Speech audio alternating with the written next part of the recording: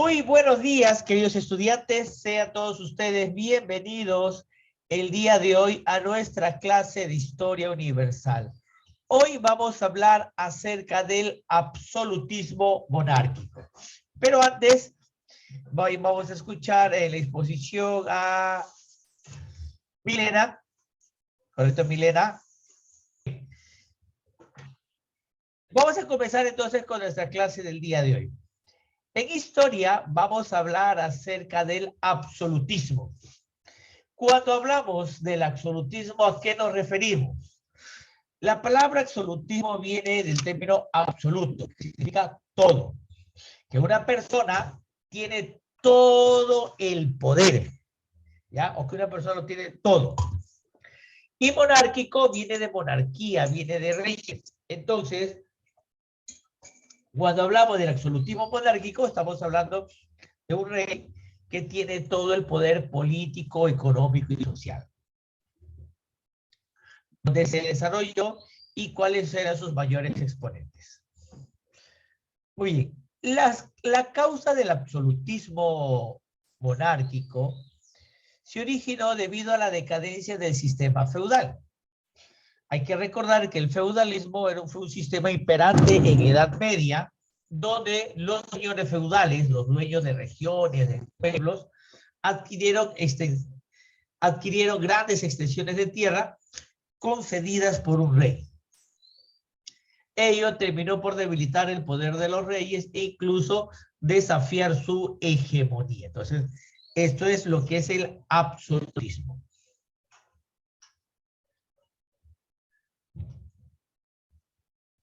Aunque el feudalismo se encontraba en pleno desarrollo, en el siglo XI se produce una revolución económica y social. Surge una nueva clase social llamada la burguesía. Estos burgueses se encargaban de comercializar productos en diferentes pueblos, en diferentes ciudades. Es bajo ese contexto que se comienza a formar el capitalismo, desplazando a la economía agrícola feudal. Y esto origina una nueva clase social llamada burguesía. Muy bien. Estos burgueses brindaban apoyo al rey. Era una clase comercial, ¿ya?, que requerían que dentro de cada reino existiera un orden público para poder establecer su desarrollo de comercio. ¿Qué significa? Si un país está ordenado, hay seguridad, te garantía una estabilidad política, va a haber inversiones, estos burgueses iban, comercializaban, pero si un pueblo había caos, desorden, estos comerciantes no iban a ese pueblo y ello traía consigo atraso, ¿correcto? Después, esta decadencia feudalista, todo este sistema fue decayendo. ¿Por qué? Debido a las incesantes guerras, sobre todo aquellas guerras originadas por las cruzadas. Los reyes comenzaban a perder el poder, ¿correcto? Y ello motivó que los burgueses comenzaran a tener mayor influencia.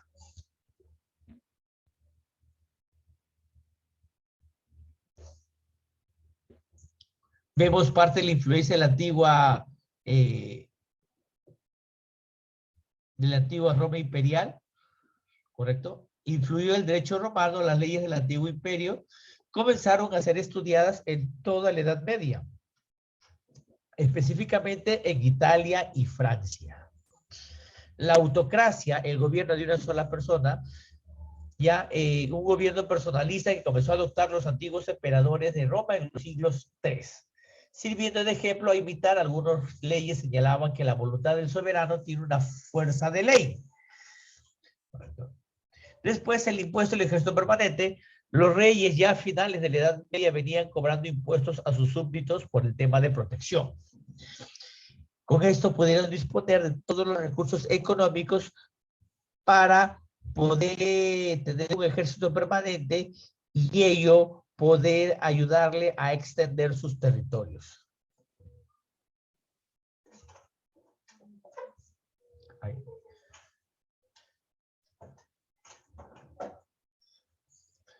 Hubo un fortalecimiento real de la monarquía.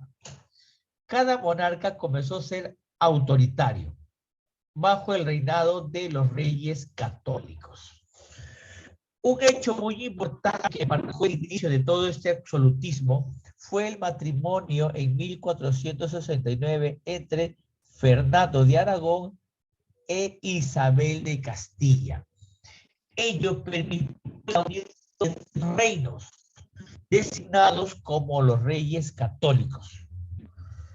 Fueron el ejemplo, con esto comenzaron a construir una monarquía autoritaria tras la fusión de todos los reyes. Entonces, y a su vez, comienza toda una dinastía, porque Fernando II de Castilla, su hijo, su nieto, y así sucesivamente se estaba realizando una dinastía monárquica. Las obras de estos dos reyes lo hicieron de esta forma se comienza a desarrollar el absolutismo.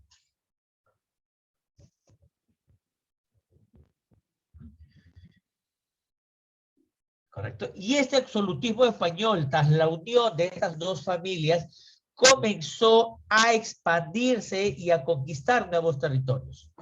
Conquistaron o invadieron todo el norte de África, todo esto es el norte de África, hasta salió a América en 1492, las Islas Canarias, Nápoles, la isla de Sicilia, la isla de Cerdeña, y establecían alianzas políticas con otros reinos, casando a sus hijos e hijas con príncipes, reyes o herederos para de esta forma mantener el poder monárquico.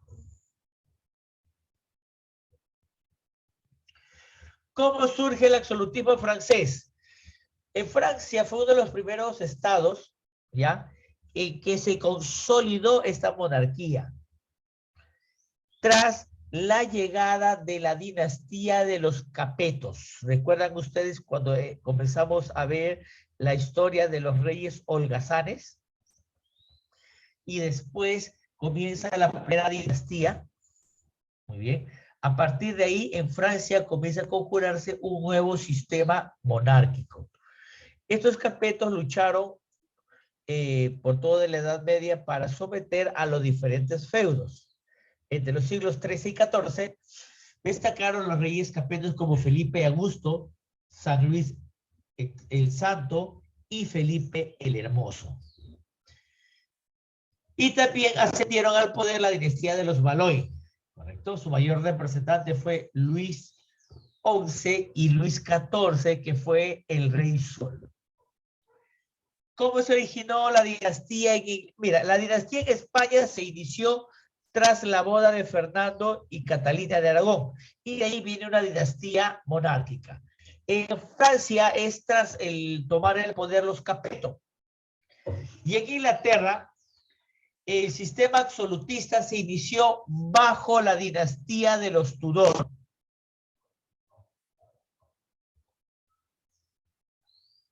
Y el rey Tudor más importante de esta época fue Enrique VIII. Sí, aquel mismo que se separó de la iglesia y formó su propia iglesia llamada la iglesia anglicana. Y el de sus hijas Isabel I, la era isabelina. Aunque los futuros gobernantes que vendrían terminarían siendo limitados en su poder por la imposición de una monarquía parlamentaria.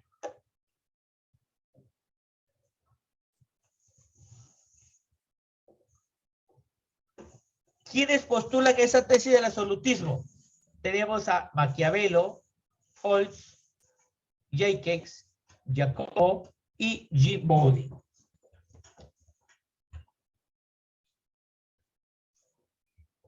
Aquí está Nicolás de Maquiavelo. Maquiavelo, en su obra El Príncipe, desarrolla la política real, ¿correcto? En donde indica que los príncipes, los encargados de generar un poder absoluto, capaz de acabar la corrupción política y los conflictos internos del Estado a través del uso de cualquier método, incluso llegando a usar la mentira para lograrse los fines y los medios para llegar al poder y mantenerlo. Entonces Nicolás de Maquiavelo defendía al absolutismo monárquico, hasta el punto de que eran los únicos que acabarían con la corrupción política y en su gobierno no importa la estrategia que utilizara.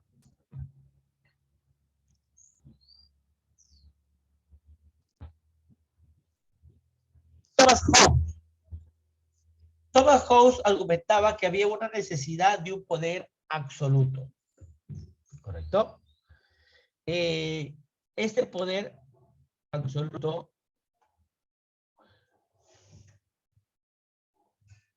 se tenía que utilizar la invasión, ¿correcto? Y las ofensas ajenas para poder garantizar acción. Entonces, Thomas Hobbes apoyaba la expansión de esta monarquía a través de la invasión. Ello permitía transmitir todos estos tipos de ideales en todos los lugares donde se procedía o donde un país determinado invadía. Esta persona se denomina soberano y su poder es soberano. Cada uno que lo rodean es sus súbditos. Es lo que sostenía Thomas Hobbes. ¿Quién más defendía el absolutismo? Joan Boyd. Dice que la soberanía con el poder más alto, absoluto y perpetuo sobre los ciudadanos y súbditos en una república. Entonces, ¿qué significaba? Que el rey era quien tenía que tener el poder y el resto de personas éramos sus súbditos que teníamos que obedecerlo. Ya Jacobo I en Inglaterra y Sexto de Escocia. Jacobo I hubiera estado, antes de que hubiera estado, había reyes. ¿De dónde se sigue que son los reyes? Quienes han hecho las leyes y no las leyes quienes han hecho a los reyes. Entonces, estos reyes, su autoridad venía del derecho de Dios, del derecho divino. Y eran los reyes a quien tenía que rendir cuentas es a Dios. Jacobo I, la verdadera ley de las monarquías libres. Profesor, ¿qué más? ¿Qué más? ¿Quiénes más defendían las monarquías? Jacques Benin, otro defensor de la monarquía que establecía que Dios establece a los reyes con sus ministros y gobierna a los pueblos por su intermedio. Entonces, para estos autores, el rey era la máxima autoridad, perdón, por derecho divino. Sino que, ¿qué significa eso? Que su reinado había sido dado por Dios. Y era Dios quien mandaba que ese rey gobernase a todas las personas. Asimismo, con una razón de Estado y un poder soberano. Entonces, el rey era la máxima autoridad. No existía autoridad, funcionario, organización que esté por encima del rey. Y este rey era avalado por la iglesia y en algunos lugares hasta temían a estos reyes.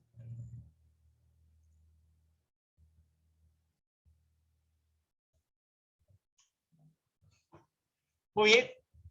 Asimismo, este poder, este reinado era hereditario. ¿Por qué hereditario? A sus hijos. Y estos a sus hijos, de sus hijos, así sucesivamente. Era hereditario y vitalicio. Era rey hasta el día de su muerte. Imagínate, la reina Isabel II, su hijo, el príncipe Carlos, iba a ser rey cuando la reina muriera, pero la reina sigue viva. Y va a seguir siendo reina hasta el día de su muerte o hasta que ella abdique y le entregue el poder a su sucesor. Este absolutismo monárquico tiene una administración centralizada y burocrática. Administraba el Estado desde donde estaba. Y para poder evitar cualquier tipo de conspiración, algunos casos, como el rey y los reyes de Francia, construyeron un palacio para poder tener ahí a todas las personas y de esta forma evitar cualquier conspiración. Tenían un ejército profesional que se encargaba de proteger sus fronteras y ampliar los territorios. Tenía un control sobre la iglesia, ¿correcto? Porque en algunos casos muchos reyes nombraban a sacerdotes, nombraban a obispos. Tenía un control sobre la nobleza, porque era que estaba por encima y era quien otorgaba títulos nobiliarios, duque, conde, varón, baronesa, etcétera.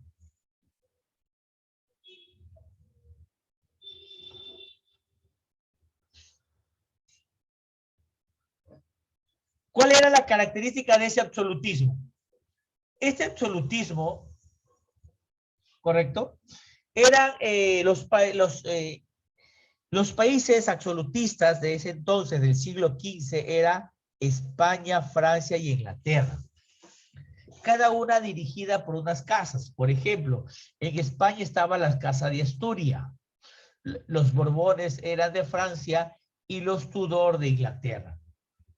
Pero en ocasiones había matrimonios arreglados donde ya tenían, los hijos tenían bien la posición de presentarse como aspirar al reinado de Francia o al reinado de otro país. Eso pasó, por ejemplo, cuando los Borbones invadieron España y pusieron al rey Felipe de Anjou. Era un poder absoluto, hereditario, vitalicio.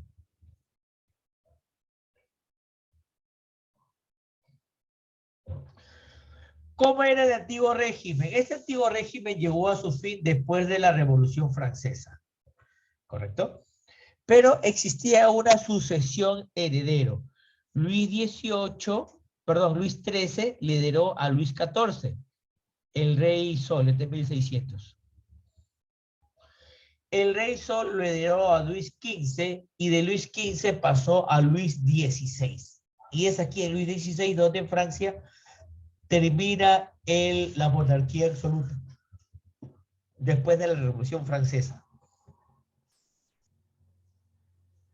Aquí tenemos, por ejemplo, a Luis XIII y su ministro Richelieu.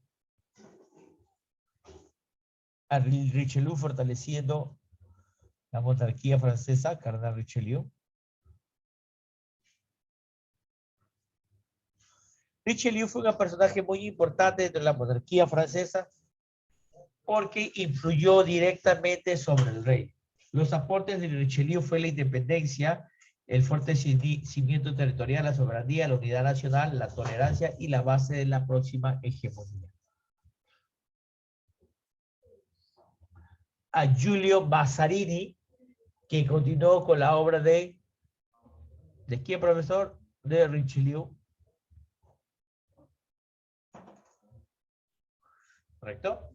Luis XIV fue el gran representante máximo del prototipo de monarca, conocido como el Rey Sol.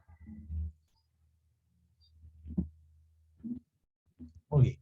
Entonces, es bajo ese contexto que se establecieron de esa forma las monarquías absolutistas en Europa, tanto en España, en Francia y en Inglaterra.